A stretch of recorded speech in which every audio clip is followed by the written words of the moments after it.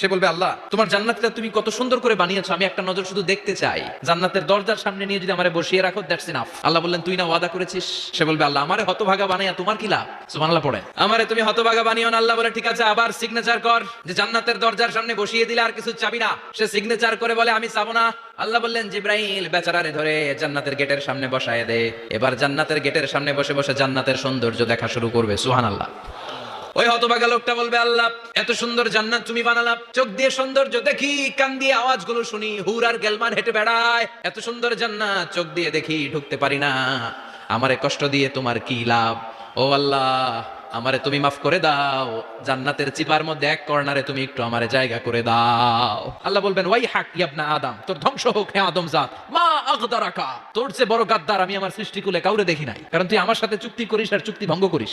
আল্লাহর রহমতের দরিয়ায় তখন জোশ খেলে যাবে, ওর আকুতি মিনতি চাহনি